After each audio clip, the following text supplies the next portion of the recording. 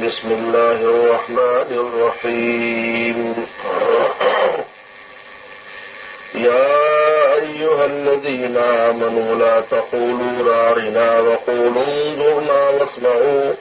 وللكافرين عذاب أليم. ما يود الذين كفروا من أهل الكتاب ولا المشركين أن ينزل عليكم من خير من ربكم الله يختص برحمته من يشاء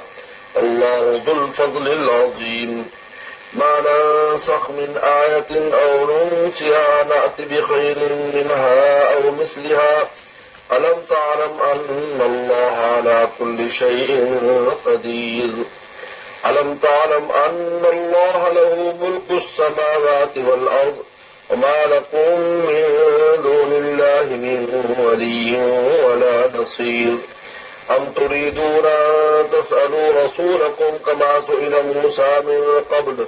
ومن يتبدل الكفر بالإيمان فقد ضل سواء السبيل. ود كثير من أهل الكتاب لو يردونكم من بعد إيمانكم كفارا حسدا من عند أنفسهم من بعد ما تبين لهم الحق فاعفوا واصفحوا حتى يأتي الله بأمره إن الله على كل شيء قدير. وأقيموا الصلاة وآتوا الزكاة وتقدموا لأنفسكم من خير تجدوه عند الله إن الله ما تعملون بصير. صدق اللہ مولانا العظیم. پیچھے جادو کا بیان تھا کہ جادو کے پیچھے پڑے ہوئے ہیں. جہاں زبان دانی کا بیان ہے کہ زبانیں موڑ موڑ کر ایسی باتیں کرتے ہیں دیکھنے میں خوشائند اور خوبصورت ہوتی ہیں کہ ان کے معنی اور مفہوم اور مقصد بالکل خراب اور نہایت شنی ہوتا ہے. یہ یہود کی عادت تھی کہ ایسے الفاظ لاتے تھے، یعنی الفاظ کا گورکھ دھندا اور الفاظ سے کھیلنا یہ اہل کتاب کا پرانا کام ہے.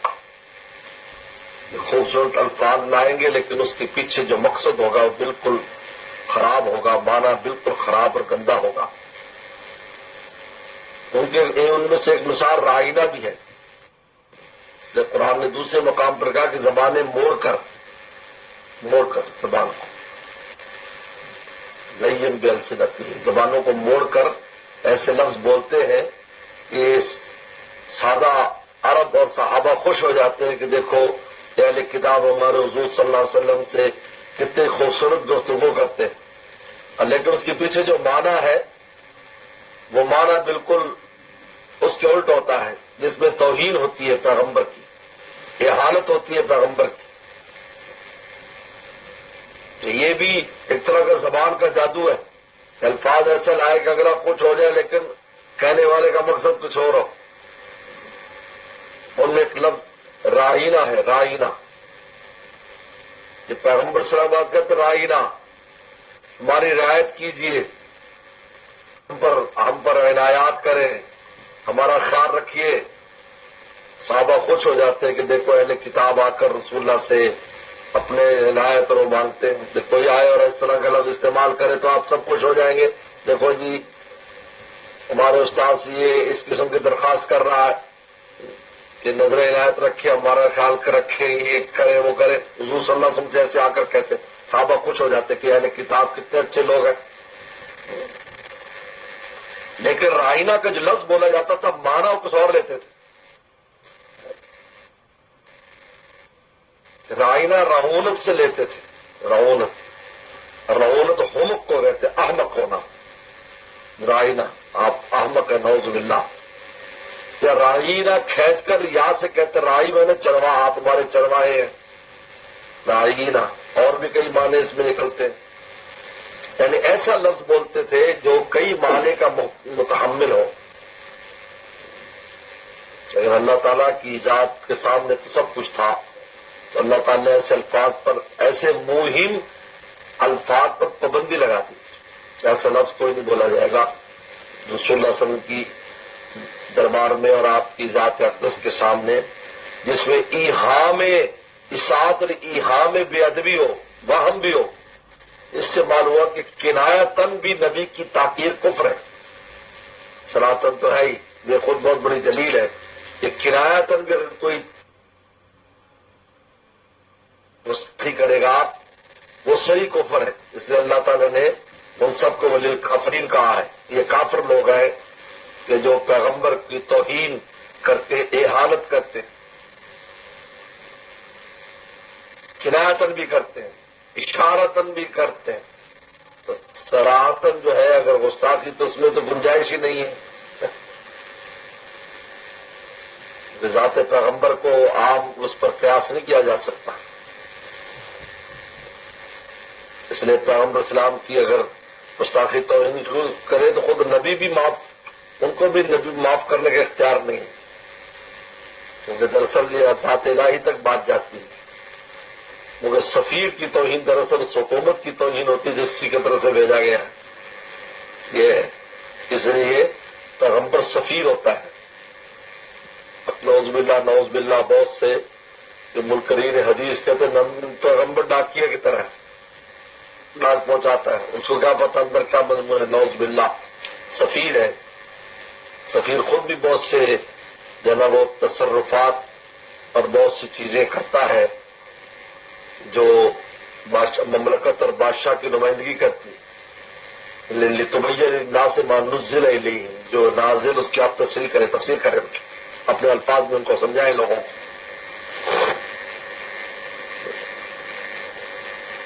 تو معلوم کہ ایسے الفاظ کا استعمال کرنا کہ جس میں سوء ادبی کنایتن بھی ہو وہ بھی جائز نہیں ہے، لہذا ایسے الفاظ سے دور تصریح سراتر والے تصریح جس کے اندر ہے بالکل جس میں کوئی اور معنی کا احتمال نہ ہو بیان، وہ الفاظ بولنے چاہیے، جیسے انظرنا ہمارا تو نظر عنایت کیجیے۔ میری ہمیشہ عادت ہے جب میں حاضر ہوتا ہوں تو یہ لفظ زبردست انظرنا نظر عنایت کیجیے۔ قرآن نے کہا ہے، اللہ نے خود میں انظرنا کہو، جو کہا ہے تو وہ بولو انظرنا اور انظرنا میرے الحمدللہ سونا ہے بہرحال۔ یا ایھا الذین آمنوا یہ پہلی جگہ ہے جہاں پر ایمان والوں کو براہ راست خطاب ہے۔ تقریباً 88 مقامات ہے قرآن میں جہاں یا ایھا الذین آمنوا کہا ہے، اور یہ صرف اس امت کے ایمان والوں کو براہ راست خطاب ہے،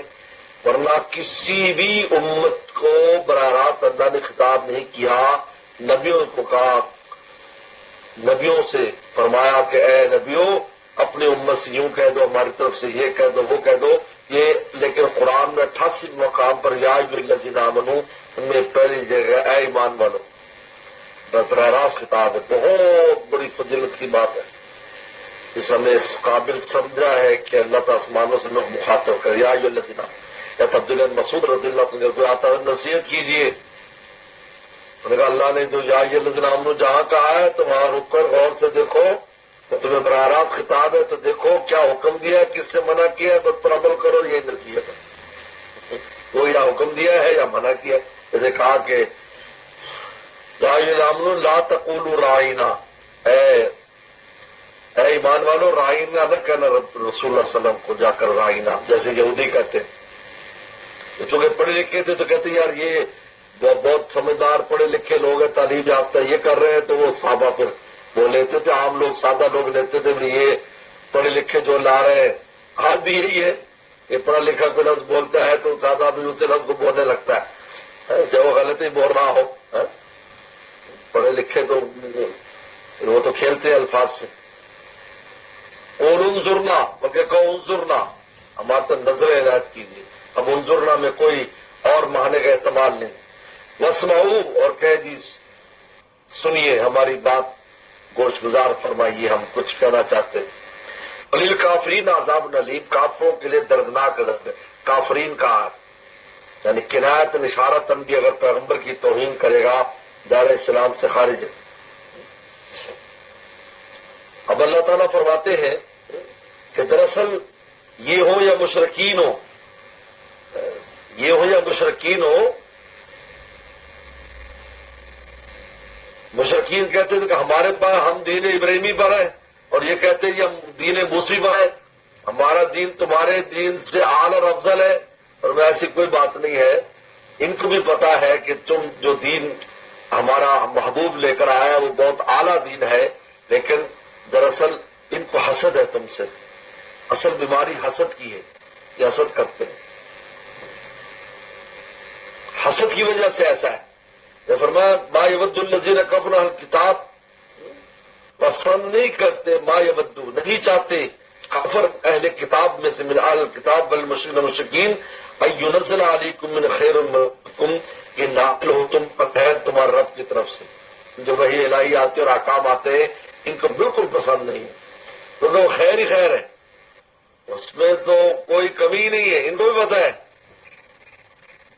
اللہ فرماتے ہیں واللہ یختص برحمتہ من یشاء، اللہ خاص کرتا اپنی رحمت کے ساتھ جس کو چاہے۔ اللہ تعالیٰ کو کوئی پابند نہیں کر سکتا،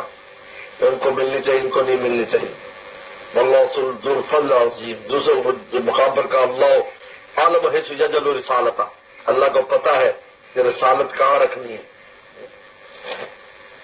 اس کے بعد ابھی اسی پر ایک اعتراض بناتے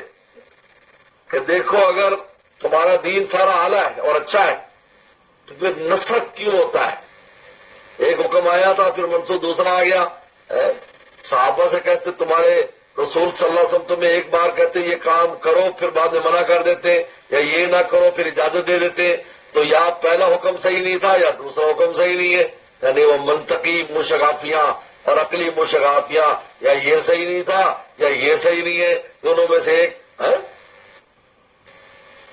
جس طرح ائمہ مجتہدین کے بارے میں جو ہے وہ لوگ جو ائمہ کی تقلید سے آزاد ہے، مادر فطر آزاد ہو جاتے ہیں، تو وہ کہتے ہیں یا وہ امام صحیح نہیں ہے یا یہ امام صحیح نہیں ہے۔ تو ہمارے بزرگ اور علماء فرماتے ہیں کہ ایسا اختلاف تو حضرت داؤد السلام سلیمان السلام کے درمیان بھی ہوا،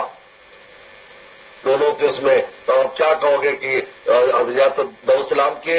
فیصلے کو غلط کہہ دو یا سلیمان السلام کے فیصلے کو غلط کہہ دو، اور قرآن کیا کہتا ہے وَفَهَمْنَاهَا سُلَيْمَانَ، ہم نے وہ فیصلہ سلیمان کو سمجھا دیا، وَكُلٌّ آتَيْنَا حکم و علم، ہر ایک کو ہم نے حکم اور علم دیا، یعنی دونوں کے فیصلے اپنے اپنے مقام پر ٹھیک تھے۔ اگر تقلید کرو گے تو دائرہ اسلام سے نکل جائے گا، کوئی تقلید کرے گا نبی کے فیصلے، تو مانو کہ دونوں بھی صحیح ہو سکتے ہیں۔ تو یہ اعتراض کیا کہ یہ نسخ جو ہوتا ہے، یہ نسخ دلیل ہے کہ کوئی حکم پہلے والا صحیح نہیں تو دوسرا آیا، اس سے مطلب کہ اپنی طرف سے بنا کر لاتے ہیں۔ اور تم نے جو کہا کہ ہمارا دین تمہارے ادیان سے اچھا ہے، تو کیسے اچھا ہے؟ وہ حکم صحیح تھا تو پھر کیوں اس کو منسوخ کیا گیا؟ تو اللہ تعالیٰ نے آگے حکمت بیان کی ہے کہ نسخ ہونا یا بھلا دیا جانا یہ عین حکمت کے مطابق ہے، اور اس کو بڑی خوبصورت دلیل لائے ہیں۔ ایک تو اس لیے کہ نسخ اور انصاف بھلا دینے کی حقیقت کیا ہے؟ نسخ دراصل ایک حکم ہوتا ہے جو ایک خاص مدت کے لیے اللہ تعالیٰ کے علم میں ہوتا ہے کہ خاص مدت کے لیے دینا ہے، لیکن مجھے آپ کو مدت پتہ نہیں ہے، تو جب وہ اللہ کے وہ مدت پوری ہو جاتی ہے اور وہ ختم ہو کر جب دوسرا جب وہ حکم اس کی جگہ آتا ہے تو اللہ تعالیٰ کے علم میں تو ایسا نہیں ہوا کہ وہ کوئی نئی چیز ہے، بلکہ پہلے سے طے شدہ پروگرام کے تحت ہے، لیکن چونکہ ہمیں علم نہیں تھا کہ یہ حکم اتنی مدت کے لیے ہے تو انسان اس کو ابد الآباد سمجھ لیتا ہے، اور بعد میں جب وہ نیا آتا ہے تو آدمی سمجھتا ہے کہ حکم تبدیل ہو گیا یا اس میں نسخ واقع ہو گیا، لیکن دراصل اس حکم کی مدت ہی اتنے دن تھی۔ اور اس پر آفاقی دلیل لائے، کیونکہ آفاقی دلیل احکام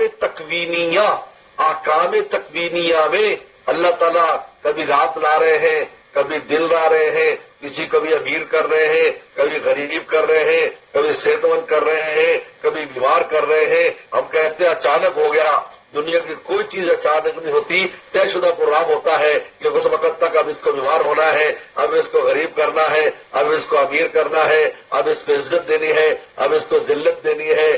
اب رات ہوگی، اب دن ہوگا، اب یہ وقت رات میں چلا جائے گا، یہ دن میں، تو احکام تکوینیہ میں رات دن ہم اس کا مشاہدہ کرتے ہیں، اپنی زندگی میں ہم مشاہدہ کرتے ہیں، ایک جگہ پر ہماری زندگی نہیں ہے۔ اسی طرح جو احکام تشریعیہ ہے اس میں بھی اللہ تعالیٰ حکمت کے مطابق احکام کو تبدیل فرماتے رہتے کہ ایک خاص مدت تک حکم تھا، جب وہ مدت پوری ہو گئی، زمان بدل گیا، مکان بدل گیا، لوگوں کی تربیت اور دوسری چیزیں تبدیل ہو گئی، تو اس کی جگہ پر نیا حکم آ جاتا ہے۔ دیکھنے میرے اور دیکھنے میں اور آپ کے تو نیا حکم ہے، دراصل لکھتا ہے شدہ اللہ تعالیٰ کی طرف سے ہے۔ یہ حقیقت ہے نسخ کی، اس میں کون سے استباق کی بات ہے، ان میں کون سی ایسی چیز ہے تعجب کی جو انسان کو سمجھ میں آتی ہو؟ جب رات دن ہم یہ چیز دیکھتے تو پورے عالم میں یہ ہے، پوری دنیا میں ایسا ہوتا ہے کہ قوانین جو ہے ایک مدت کے بعد ان کو تبدیل کر لیا جاتا ہے، اقتدار کوئی قانون ہوتا ہے، بعد میں دوسرا قانون اس کی جگہ پر آ جاتا ہے، جب وہ وقت پورا ہو جاتا ہے یا دوسرے مسائل ہو جاتے ہیں اور تو وہ دوسرا حکم آ جاتا ہے، جب مصلحت جو ہے وہ دوسری آئے تو دوسرا حکم آ جاتا ہے۔ جیسے کتوں سے لوگ محبت کرتے تھے، کتوں کی نفرت کے لیے آپ نے فرما دیا کہ بھائی کتوں کو قتل کر دو، تب دیکھا کہ نفرت جا گزی ہو گئی تو دوسرا حکم آ گیا، مالی ولیل کتاب، یہ بھی ایک اللہ کے مخلوق ہے، میں کیوں کتوں کو ماروں؟ پہلے 7 دفعہ دھونے کا حکم تھا، پھر 3 دفعہ آ گیا۔ پہلے قبلہ بیت المقدس جو رکھا گیا وہ مدت اللہ کے علم میں تھی کتنے دن تک رکھا جائے، پھر بیت اللہ کی طرف کر دیا گیا۔ تو یہ کہنا کہ پہلا حکم صحیح نہیں تھا، یہ دونوں صحیح تھے اپنے اپنے وقت کے اعتبار سے، اور یہ پہلی اس میں نہیں ہوئے، تورات انجیل میں نہیں ہوئے، بلکہ پیچھے سورہ بقرہ کے قصے کے اندر 3 دفعہ نسخ ہوا ہے کہ جو چاہے گائے ذبح کر لو۔ اب مطلقاً جب ان نے سوال کیا تو وہ مطلق گائے ختم کر دی گئی، قید لگا دی یہ ایسی ہو، پھر تھوڑی سا عموم ہے، تھوڑا سا خصوص ہے، پھر اور انہوں نے نالائقی کی تو اور سختی کر دی، یہاں تک کہ وہ ایسی گائے پر جا کر منتج ہوا کہ اس ایک گائے کے علاوہ کوئی گائے نہیں تھی، اور اس نے پورا اس کی کھال میں سونا بھر کر لیا قیمت کے طور پر۔ اب بتائیے، تورات آئی اس سے پہلے کے احکام منسوخ ہوئے، اس کے بعد زبور آئی، انجیل آئی، ان میں سے کتنے احکام تبدیل ہوتے چلے گئے۔ یہ تو عین حکمت کے مطابق ہے، عین حکمت کے مطابق ہے کہ ایک وقت کے بعد مصلحت کی وجہ سے دوسرا حکم آ جائے، یہ نسخ کی حقیقت ہے۔ ایک حکم گیا، دوسرا حکم اس کی جگہ پر آ گیا۔ لہذا فرماتے ما ننسخ من آیت، جب ہم کسی آیت کا نسخ کرتے ہیں، نسخ کا معنی ویسے تو ہوتا لکھنا، نسخ کہتا ہے یہ نسخہ سے لکھا ہوا، کہ نسخ کا دوسرا معنی ازالت کو زائل کر دینا، تبدیل کر دینا، تو یہاں وہ دوسرا معنی مراد ہے۔ ما ننسخ من آیت، جب ہم کسی آیت کو منسوخ کرتے ہیں، ازالہ کر دیتے ہیں، دوسری لے آتے ہیں، اور ننسیہا، یا ہم بھلا دیتے ہیں، ما ننسخ من آیت، آیت کو منسوخ کرتے ہیں، یعنی حکم باقی رہتا ہے، آیت نہیں ہوتی، حکم باقی رہتا ہے، جیسے آیت رجم ہے، ایک قسم آگے اس میں سے کہ آیت جو ہے نا وہ نہیں ہے، حکم ہے۔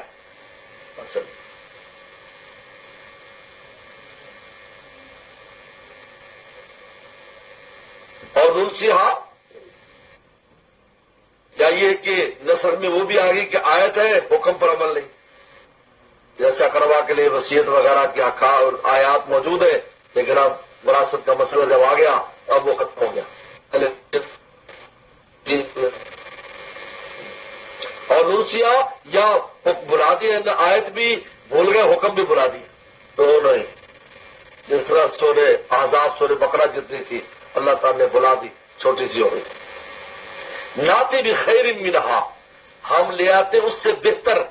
اس بہتری سے مراد فصاحت بلاغت، یا اس اعتبار سے بہتری نہیں ہے، سہولت کے اعتبار سے کہ بندوں کے لیے زیادہ اوفق، بندوں کے لیے زیادہ انفع، اور بندوں کے لیے زیادہ ثواب کی والی چیز لے آتے، جس میں آسانی ہے نہیں، پہلے سختی سے اب آسانی ہو گئی، اور مثلیہ جو اسی طرح لے آتے ہیں۔ تو یہ خیر اور مثل جو ہے یہ نفع کے اعتبار سے ہے، سہولت کے اعتبار سے، ثواب کے اعتبار سے، فصاحت بلاغت اور اس کے اعتبار سے نہیں ہے۔ ہر آیت جو بھی قرآن مجید کی چاہے منسوخ کی تھی وہ اپنی فصاحت بلاغت کے اندر وہ حد اعجاز پر ہوتی ہے۔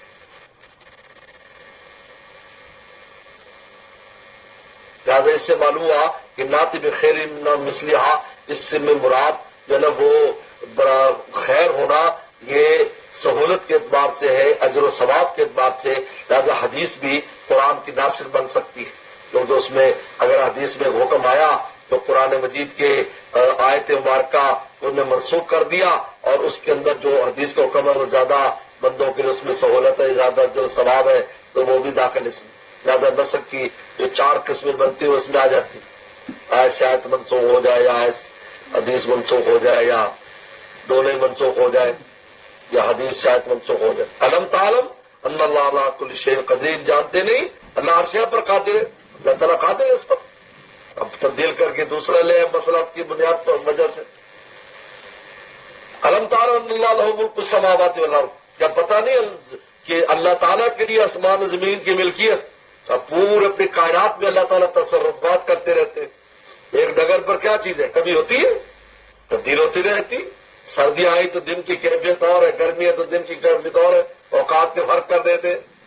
صحت اور بیماری کے فرق کر دیتے، جوانی اور بڈھے کا فرق کر دیتے، جوانی میں کالی داڑھی تھی سفید داڑھی کر دی، کالی والی کالی میں خوش ہے، سفید والی سفید میں خوش ہے۔